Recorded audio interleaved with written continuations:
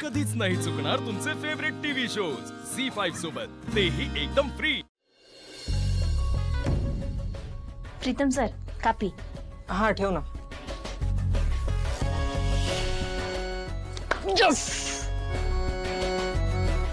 Pritam sir, काय झालं?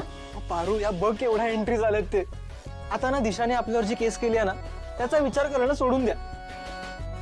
दादानी ही जी competition arrange केली आहे ना, त्यातून आपल्याला ती लोगोवाली मुलगी नक्की सापडणार, बघ तू। पण प्रीतम सर, समजा ती मुलगी आलीच नाही तर? ए भाई, तू असं नेगेटिव्ह काहीतरी बोलू नको ना। हे बघ, ती येणार, माझं मन मला सांगतंय ना, मग ती नक्की येणार। नाही तसं नाही, म्हणजे मला असं बोलायचं होतं की समजा म्हणजे तिची काहीतरी अडचण असली आणि ती तिकडे येऊ शकली नाही तर? बरं, जसं तू म्हणतेस की तिची काहीतरी अडचण असली तर दुसरा एक ऑप्शन आहे माझ्याकडे। काय? बरं ये दाखवतो। हे बघ, आता हे आपल्या लोगोचे डोळे आहेत, राईट? हे डोळे आपण त्या मुलीच्या डोळ्यांशी मॅच करणार, आणि जर ते मॅच झाले तर ती आपली लोगोवाली मुलगी आहे, करेक्ट? पण सपोज जर ती आलीच नाही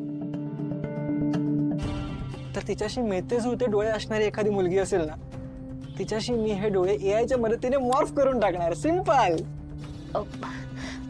हे बघा प्रीतम सर, असा खोटेपणा आपण नाही करू शकत।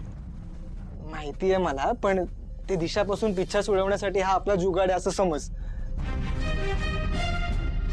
क्या बात है यार प्रीतम, पण हे खरंच पॉसिबल आहे का? अरे का नाही, मी करू शकतो ना। एआयच्या मदतीने सगळं पॉसिबल आहे, तू नको टेन्शन घेऊ।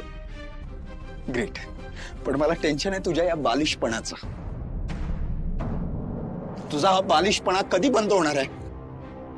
तू मूर्ख आहेस का? तुला कळत नाही का? मी एकदा सांगितलेलं की मला हे खोटं नाटक काही करायचं नाहीये का? मी हे सगळं आईला जाऊन काय आईला जाऊन सांगतोय?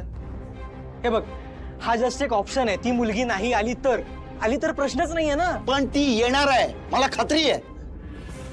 आणि मुळात तुझ्या या फालतूगिरीवर कधी कंट्रोल आणणार आहेस तू? आदित्य सर, तुम्ही माझ्याबरोबर बाहेर या, मला तुमच्याशी महत्वाचं बोलायचं। पारूया सर ऐका ना, महत्वाचं बोलायचं। चला म्हणलं ना, चला चला या इकडे, या म्हणलं ना इकडे।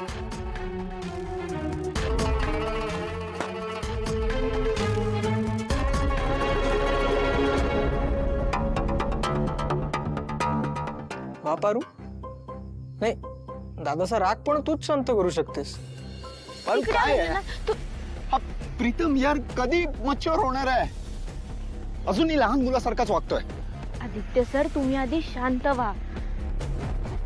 हे बघा प्रीतम सर, जे काय बी करतात ना, ते आपल्या कंपनीच्या भल्यासाठीच करतात, वाह, आणि त्यांना दिशा मॅडमना काहीतरी उत्तर द्यायचं आहे म्हणून चालले त्यांचं हे समजा। बाकी अगं हा दिशाचा प्रश्न नाहीये फक्त।